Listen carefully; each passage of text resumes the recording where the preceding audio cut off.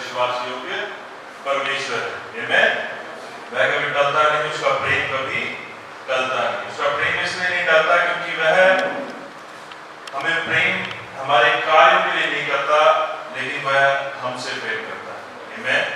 वह हमारे कार्यों से प्रेम नहीं करता, वह हमसे करता है। हम लोगों से कई बार उनके कार्यों के ऊपर नजर रखते हुए प्रेम करते हैं कि अगर कोई मेरे लिए अच्छा करता है तो मैं उससे प्रेम करूंगा, अगर वह मेरे विषय में अच्छा नहीं करता तो मैं उससे प्रेम नहीं करूंगा। हमारा जो प्रेम है वह बेस्ड होता है लोगों के रवैये पर। आमीन। लेकिन जो परमेश्वर है उसका प्रेम जो बेस्ड है वह आप पर है। आमीन। आपके रवैये पर नहीं है, लेकिन वह आप पर है। हालेलुया। क्योंकि आप मूल्य रखते हैं उसके लिए।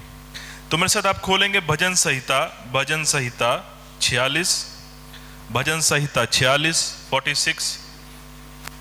जो कोई नए नियम में भजन संहिता ढूंढ रहा है वह मुझे बाद में मिले। हालेलुया। भजन संहिता 46। हम जिनके पास बाइबल नहीं है वह अपने पड़ोसी से सहायता मांगे। अपने आसपास देखिए, अगर किसी के पास बाइबल नहीं है तो वह उसकी सहायता करे, और जिसके पास बाइबल नहीं है वो भी मुझे अंत में मिले। हालेलुया। तो हम सब अपने पैरों पे खड़े होंगे, हम भजन संहिता 46 पढ़ेंगे। जिनके पैर यीशु मसीह ने रिन्यू नहीं किए हैं वह बैठ सकते हैं, जैसे कि विनय। हालेलुया। मैं मजाक कर रहा हूं। चलो मैं पढ़ता हूं। परमेश्वर हमारा शरण स्थान और बल है, संकट में अति सहज से मिलने वाला सहायक, इस कारण हमको कोई भय नहीं। चाहे पृथ्वी उलट जाए और पहाड़ समुद्र के बीच में डाल दिया जाए, चाहे समुद्र गरजे और फेन उठाए और पहाड़ उसकी बाढ़ से कांप उठे। एक नदी है जिसकी नहरों से परमेश्वर के नगर में, अर्थात परमेश्वर के पवित्र निवास में आनंद होता है।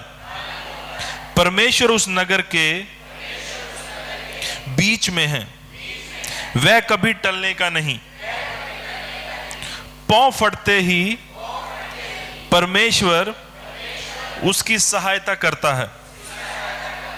जाति जाति के लोग झल्ला उठे, राज्य राज्य के लोग डगमगाने लगे। वह बोल उठा और पृथ्वी पिघल गई।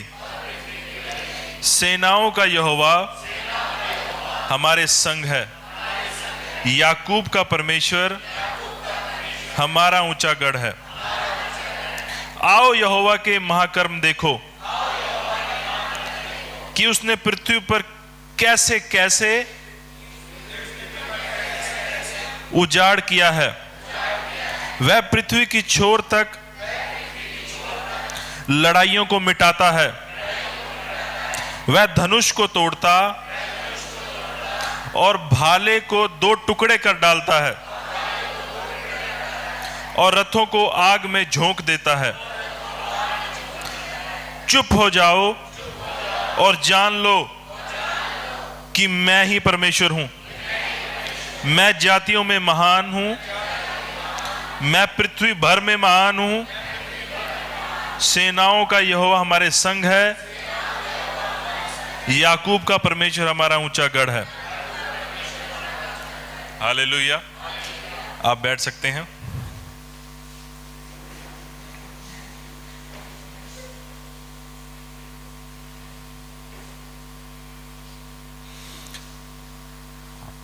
यह भजन संहिता हमारे विश्वास को बढ़ाता है। हालेलुया। हमारे अंदर विश्वास को पैदा करता है। यह जय का गीत है, जैसे कि यहाँ पर लिखा है, प्रधान बजाने वाले के लिए कोरा वंशियों का अलामोत की राग पर एक गीत। जो अलामोत की राग है वह है कि विश्वास से भरी हुई, आमीन, जय की, हालेलुया। यह दाऊद ने नहीं लिखा है, यह प्रधान बजाने वाले के लिए कोरा वंशियों का गीत है, आमीन। मतलब प्रधान बजाने वाले को कोरा वंशियों ने उसको लिखा है, हालेलुया। जो ये कोरा वंशी थे ये लेवी थे, आप इसको पढ़ सकते हैं लेव व्यवस्था में, और ये प्रधान बजाने वाले को उन्होंने लिखा था। क्यों? क्योंकि प्रधान बजाने वाला दाऊद के महल में जाके बजाता था, हालेलुया। अब यह जो गीत है यह मेन दो चीजों पर आधारित है। यह आधारित है परमेश्वर की सामर्थ और उसकी प्रेजेंस के ऊपर, हालेलुया। पहली आयत जब हम पढ़ते हैं, परमेश्वर हमारा शरण स्थान और बल है, हालेलुया, संकट में अति सहज से मिलने वाला सहायक, इस कारण हमको कोई भय नहीं, चाहे पृथ्वी उलट जाए और पहाड़ समुद्र के बीच में डाल दिए जाएं, चाहे समुद्र गरजे और फेन उठाए और पहाड़ उसकी बाढ़ में कांप उठें, हमें कोई टेंशन नहीं। आप देखेंगे लिखने वाले ने बड़े सीक्वेंस से लिखा है। पहले वह विश्वास को एस्टेब्लिश करता है, आमीन। कैसे? वह हमें बताता है कि जो परमेश्वर है वह हमारा शरण स्थान है, हालेलुया, और हमारा बल है। परमेश्वर खुद हमारा शरण स्थान और हमारा बल भी है, हालेलुया। शरण स्थान तक पहुंचने के लिए आपको बल भी चाहिए। आप देखेंगे जब कुछ प्राकृतिक आपदा आती है तो जितने जानवर हैं वह अपनी शरण स्थान की ओर भागते हैं। बहुतों ने अपने शरण स्थान पहाड़ों की चट्टानों की दरारों में बनाए होते हैं और वो भागते हैं उस तरफ, हालेलुया। लेकिन जरूरी नहीं है कि वो पहुंच भी जाएं, हालेलुया, क्योंकि वहां तक पहुंचने के लिए बल भी चाहिए। शरण स्थान तो है, लेकिन वहां तक पहुंचने के लिए उस स्थिति में, उस परिस्थिति में, उस जोखिम की घड़ी में, उस ऐसी परिस्थिति में जहां जी में जी नहीं है आपके, ऐसी परिस्थिति में जहां डर है, आप भयभीत हैं, उस परिस्थिति में परमेश्वर आपको बल देता है कि आप उस तक रीच भी कर पाए, आमीन। ना केवल वह अवेलेबल होता है बट वह आपको स्ट्रेंथ देता है, वह आपको बल देता है कि आप उस तक रीच भी कर पाए, हालेलुया।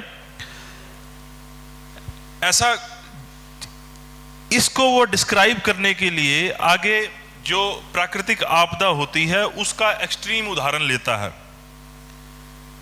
कि इस कारण हमको कोई भय नहीं है। किस कारण? क्योंकि परमेश्वर हमारा शरण स्थान और हमारा बल है, इस कारण हमें कोई भय नहीं, चाहे पृथ्वी उलट जाए। इससे बड़ा कुछ हो सकता है? नहीं हो सकता। और पहाड़ समुद्र के बीच में डाल दिए जाएं, ऐसा कभी हुआ है? आपने देखा है अपनी आंखों से? नूह के बाद नहीं हुआ, लेकिन वह इसका उदाहरण ले रहा है। जो चीज नहीं हो सकती उसका भी उदाहरण ले रहा है वो। चाहे समुद्र गरजे और फेन उठाए और पहाड़ उसकी बाढ़ से कांप उठे, ऐसा कुछ नहीं है। कहने का मतलब है कि वहां पर लिखने वाला यह बताना चाह रहा है कि आपके जीवन में ऐसा कुछ नहीं है, ऐसा कुछ नहीं हो सकता, ऐसी कोई परिस्थिति नहीं आ सकती, ऐसा कुछ घटित नहीं हो सकता जिसमें परमेश्वर आपकी सहायता ना कर सके, हालेलुया। वह हमारी सहायता कर सकता है, वह हमें हर एक बात से निकाल सकता है, लेकिन समस्या यह है कि हम सच में हमारा ध्यान हमारे बल और हमारे शरण स्थान की ओर है या नहीं है। जब परिस्थिति खराब होती है, जब स्थिति उलट होती है, जब जो आप चाहते हैं वो नहीं हो रहा होता और स्थिति बदतर से बदतर होती जाती है, तब आप क्या रिस्पॉन्ड करते हैं? हालेलुया। क्या आप अपने शरण स्थान की ओर देखते हैं या फिर आप बस झल्ला जाते हैं, पागल हो जाते हैं और इधर उधर कहीं किस रिश्तेदार के पास, कहीं कहां कहीं कहां? क्या आप सच में अपने शरण स्थान की ओर देखते हैं? क्या आप उससे बल पाने की एक विश्वास के साथ उसके सम्मुख जाते हैं, या उस चीज पर आधारित है? संकट के समय आते हैं, लेकिन अगर पहली आयत आपको क्लियर नहीं है तो दूसरी और तीसरी आयत में हम नाश हो जाएंगे। हालेलुया। क्योंकि पहली आयत ही हमें दूसरी और तीसरी आयत से बचा के रखती है। पहली आयत ही वह फाउंडेशन क्रिएट करती है जो हमें हर एक समस्या से जो शैतान की ओर से इस पृथ्वी पर आती है बचाती है। हालेलुया। अगर हम पहली आयत को अपने मन में घर नहीं करने देंगे तो दूसरी तीसरी आयत में हमारा मन अशांत रहेगा। हालेलुया। और यहां पर बड़ा ही सुंदर पहली आयत में उसने ये भी लिखा है, संकट में अति सहज से मिलने वाला सहायक है। अति सहज से मतलब मैं यहां संकट आया और मेरे पास है। परमेश्वर कहीं दूर नहीं बैठा कि जब संकट आएगा तब आपको कॉल करनी पड़ेगी, ओ नेटवर्क नहीं आ रहा, पता नहीं मिलेगा कि नहीं मिलेगा। आप प्रार्थना करने बैठ रहे हैं, ओ लॉर्ड मुझे बचा ले इस परिस्थिति से। जरूरी नहीं है कि आप हर समय हर घड़ी आपके ऊपर समस्या आई और आप प्रार्थना करने बैठ गए कि प्रार्थना के बाद ही परमेश्वर मेरी सुनेगा, और पता नहीं पिछला हफ्ता कैसा गुजरा है, मैंने कोई पाप तो नहीं कर दिया, पता नहीं वो सुनेगा कि नहीं सुनेगा। मैंने उनका सुना था, वो तो कह रहे थे पवित्र जीवन बिताओ तो परमेश्वर तुम्हें हर एक संकट से निकालेगा। संकट है मतलब पवित्र जीवन नहीं है। बहुत सारे चीजों से हमारा माइंड जो है वो कंफ्यूज होता है, और ऐसा ही माइंड शैतान को चाहिए। हालेलुया। संकट के समय वह अति सहज से मिलने वाला सहायक है। हालेलुया। मतलब वो आपके करीब है, उतने करीब जितना आप समझ भी नहीं सकते। मैंने एक चीज हिंदी में लिखी है, मैं कल रात को जब मैं ये तैयार कर रहा था मैंने आपके लिए लिखा, विश्वास का रहस्य परमेश्वर की निकटता की चेतना है। हालेलुया। क्या है? विश्वास का रहस्य परमेश्वर की निकटता की चेतना है। मैं आपको इंग्लिश में बताता हूं। The secret of the confidence is the consciousness of the nearness of God। अगर आप विश्वास में चलना चाहते हैं तो आपको परमेश्वर के प्रति आपका मन चेतन होना चाहिए कि वह मेरे समीप है, वह मेरे पास है, उसकी उपस्थिति मेरे चारों ओर है, उसकी उपस्थिति से मैं घिरा हुआ हूं, वह मुझे हर पल हर घड़ी अपने दाहिने हाथ से संभाले रखता है। वह मेरा छुड़ाने वाला परमेश्वर है, वह मेरा शरण स्थान है, वह मेरा बल है। हालेलुया। क्योंकि अगर आपका मन उसकी प्रेजेंस से अवेयर नहीं है तो आप आसानी से शैतान का निशाना बन जाएंगे। हालेलुया। लेकिन जब आपका मन उसकी प्रेजेंस से आपको यह पता होगा कि मैं जहां भी हूं कहीं भी हूं वो वहां है, तो आपका मन कभी डगमगाएगा नहीं। हालेलुया। आपका विश्वास फर्म रहेगा, स्ट्रांग रहेगा। जैसे दाऊद लिखता है ना, मैं कहीं भी चले जाऊं तू है, नीचे चले जाऊं, ऊपर चले जाऊं, नरक में चले जाऊं, कहीं भी चले जाऊं वहां तू है। वह दिखा रहा है कि वह कितना अवेयर है परमेश्वर की उपस्थिति के प्रति। हालेलुया। हम आगे पढ़ते हैं। एक नदी है जिसकी नहरों में परमेश्वर के नगर में अर्थात परम प्रधान के पवित्र स्थान में आनंद होता है। परमेश्वर उस नगर के बीच में है, वह कभी टलने का नहीं। पांव फटते ही परमेश्वर उसकी सहायता करता है। जाति जाति के लोग झल्ला उठे, राज्य राज्य के लोग डगमगाने लगे। वह बोल उठा और पृथ्वी पिघल गई। अब परमेश्वर अपने लोगों के लिए जो परमेश्वर की जो प्रोविजन है उसके बारे में डिस्क्राइब कर रहा है यहां पर लिखने वाला। वह क्या डिस्क्राइब कर रहा है? ऊपर जो मर्जी हो रहा हो, हमारे लिए क्या है? एक नदी है जिसकी नहरों से परमेश्वर के नगर में अर्थात परम प्रधान के पवित्र निवास स्थान में आनंद होता है। कि हम कहीं भी हों, किसी भी हालात में हों, क्योंकि परमेश्वर हमारा शरण स्थान है, हम उस नगर में हैं जो नगर परमेश्वर का है। और उस नगर के बीच में एक नदी है वह क्या है? वह नदी सिंबॉलिक है, ये वह हमें जीवन का जल दे रही है। आमीन। वह हमें हरा भरा कर रही है क्योंकि हम उस नदी के किनारे लगाए गए हैं। आप नदी के बीच में नहीं, किनारे लगाए गए हैं। और वह नदी हमें हरा भरा कर रही है। वह नदी हमें प्रोटेक्शन भी दे रही है। वह नदी हमें जीवन भी दे रही है। यह पिक्चर बता रहा है उस बात की जो बात परमेश्वर हमारे लिए चाहता है।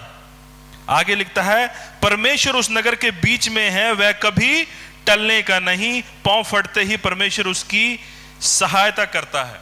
परमेश्वर उस नगर के बीच में है। हालेलुया। परमेश्वर की जो उपस्थिति है वह उस नगर के बीच में है।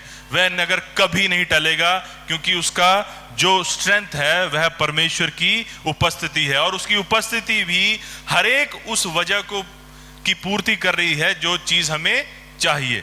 हालेलुया। जो आनंद हमें चाहिए वह परमेश्वर की उपस्थिति हमें दे रही है। जो प्रोटेक्शन हमें चाहिए वह परमेश्वर की उपस्थिति हमें दे रही है। जो जीवन हमें चाहिए वह परमेश्वर की उपस्थिति हमें दे रही है, क्योंकि वह नदी जो है वह परमेश्वर के सिंहासन में से होकर निकल रही है। हालेलुया। आगे हम पढ़ते हैं, सेनाओं का यहोवा हमारे संग है, याकूब का परमेश्वर हमारा ऊंचा गढ़ है। सेनाओं का यहोवा, लॉर्ड ऑफ होस्ट। सेनाओं का यहोवा, जब परमेश्वर के बहुत सारे, परमेश्वर को डिस्क्राइब करने के लिए बहुत सारे नामों का प्रयोग किया गया है। जो सेनाओं का यहोवा नाम है वह है कि वह आर्मी जो है परमेश्वर की, उसका सेनापति है। आमीन। वह उसका होस्ट है, वह उसको लीड करता है। और साथ में दूसरी आयत में बिल्कुल ही शिफ्ट कर रहा है, वो याकूब का परमेश्वर हमारा ऊंचा गढ़ है। याकूब कौन था? याकूब को हम ऐसे नहीं जानते कि वो बहुत धर्मी था।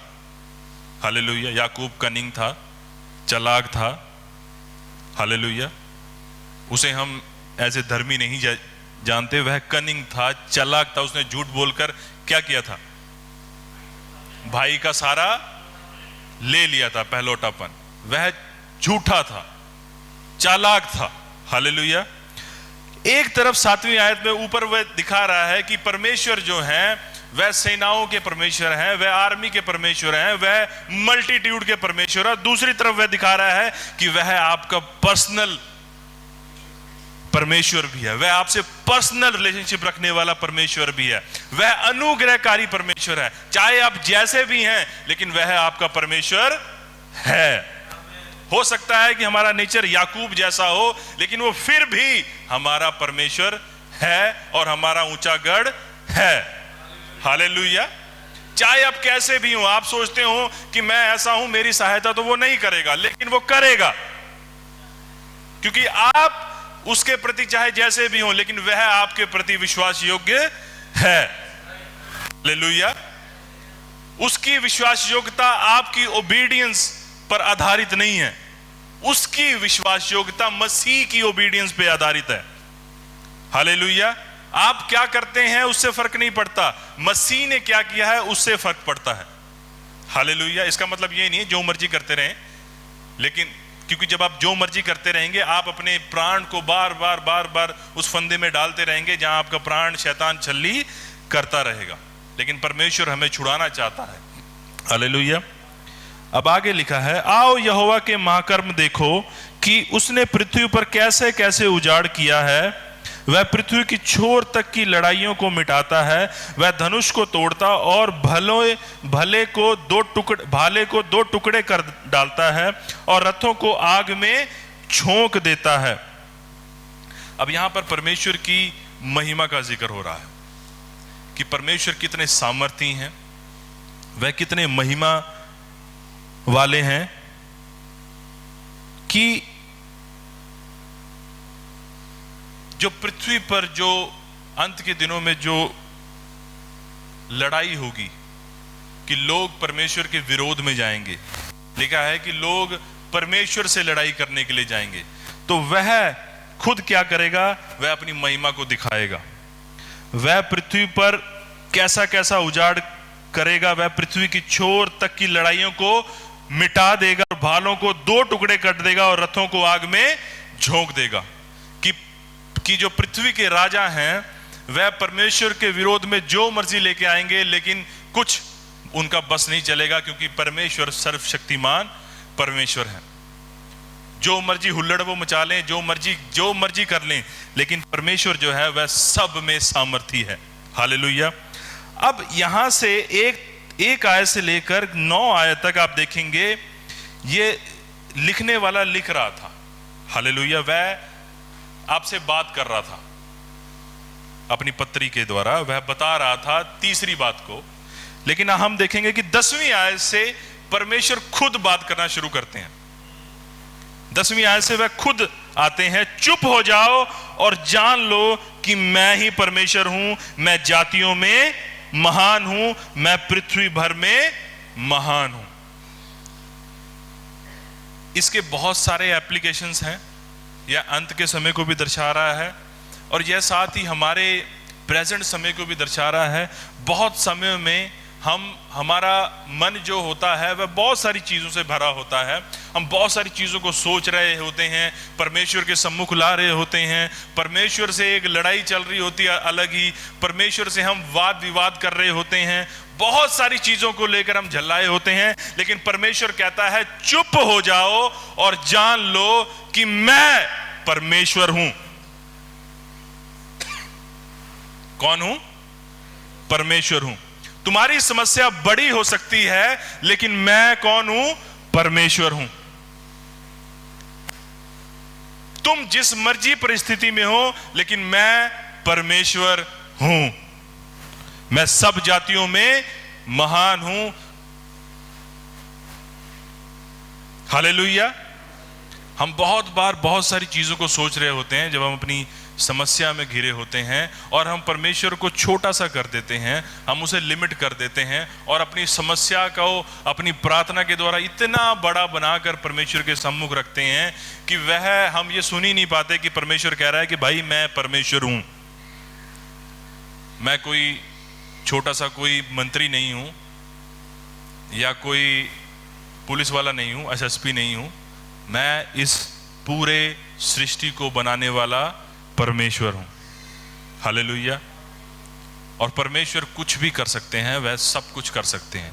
लेकिन बात यह है कि उस समस्या में, उस बात में आप उनको एज ए परमेश्वर रिकॉग्नाइज करते हैं कि नहीं करते। या तो आप अपनी समस्या को इतना बड़ा बना लेते हैं कि परमेश्वर कहीं दिखते ही नहीं है। कभी कभार हम प्रार्थनाओं के द्वारा बहुत बार ऐसा करते हैं।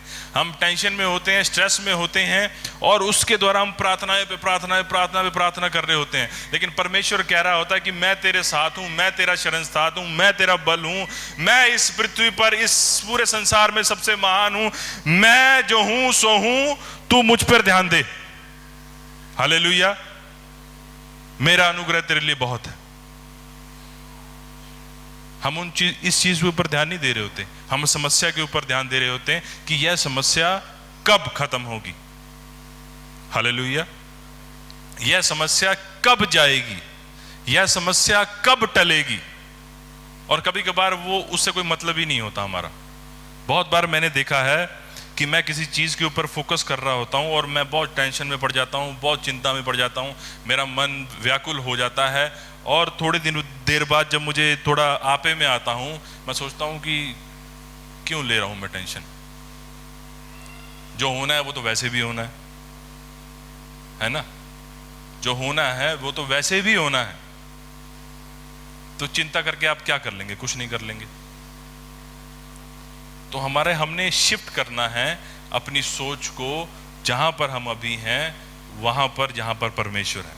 क्योंकि वह चाहता है कि हम जाने अपनी जो हमें परमेश्वर ने अब पदवी दी है, हम उसको समझें, और परमेश्वर कौन है हम उसको भी समझें, ताकि हम बहुत ज़्यादा बोलना बंद करें और परमेश्वर के ऊपर ध्यान देना शुरू करें। ना कि हम बहुत ज़्यादा बोलते रहें परमेश्वर को, ये ऐसे कर दो, वैसे कर दो, ऐसे कर दो। परमेश्वर जानता है कब क्या करना है। हालेलुया। वह हमसे कहीं ज़्यादा बुद्धिमान है। वह फ्यूचर भी देखता है, वह पास्ट भी देखता है, उसको प्रेजेंट का भी पता है, उसको सब पता है। बजाय हम इस टेंशन में रहें कि कैसे क्या होगा, हम यह देखें कि जो होगा भला होगा, क्योंकि मसीह मेरा शरण स्थान है, वह मेरा बल है, वह अति सहज से मिलने वाला सहायक है। हालेलुया। और जब हम इन चीज़ों की ओर ध्यान देंगे, आपकी समस्या मिनटों में कहाँ चली जाएगी आपको पता ही नहीं चलेगा। हालात आएंगे, हालात एकदम से नहीं बदल जाएंगे कि आपने ध्यान दिया और एकदम से बदल गया, लेकिन आप एक शिफ्ट को देखेंगे, एक मूव को देखेंगे कि धीरे धीरे हालात जहां पर थे उससे उलटने शुरू हो गए। आमीन। हर एक बात मिलकर आपके लिए भलाई ही को उत्पन्न करेगी, जो मर्जी हो जाए। आमीन। और ये किन के लिए होगा? जो परमेश्वर से प्रेम करते हैं, जो परमेश्वर के ऊपर भरोसा रखते हैं, जो परमेश्वर को अपना शरण स्थान मानते हैं, जो परमेश्वर को अपना बल मानते हैं। हालेलुया। आपकी प्रार्थना आपका बल नहीं है, मेरी बात को समझिए। आपकी प्रार्थना, आपका विश्वास, आपका बाइबल पढ़ना, आपका चर्च आना, आपका टाइट देना, ये सब आपका बल नहीं है। इन सब चीजों की वजह से परमेश्वर आपको, आपकी सहायता नहीं करेगा। ये सब चीजें तो आप कर ही इसलिए पा रहे हैं क्योंकि परमेश्वर का अनुग्रह आप पर है। हालेलुया। ये सब चीजें आप इसलिए कर रहे हैं क्योंकि आप धर्मी हैं, लेकिन इन सब चीजों की वजह से परमेश्वर आपके ऊपर अनुग्रह करने नहीं लग जाएगा। वह अनुग्रह इसलिए करेगा क्योंकि वह आपसे प्रेम करता है। हालेलुया। वह आपकी फिक्र करता है, वह आपको चाहता है। हालेलुया। वह आपके लिए वह कुछ भी कर सकता है। कुछ भी का मतलब ऐसा नहीं है कुछ भी कर देगा, मतलब वह कर सकता है, आपको उस समस्या से निकाल सकता है जिस समस्या में आप हैं।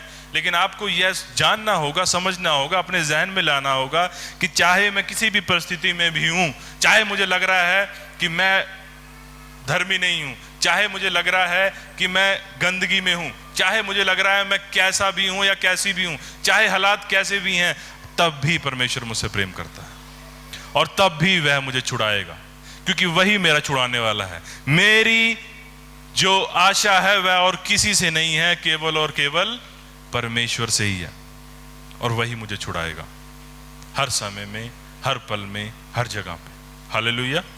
तो परमेश्वर आपको आशीष करे।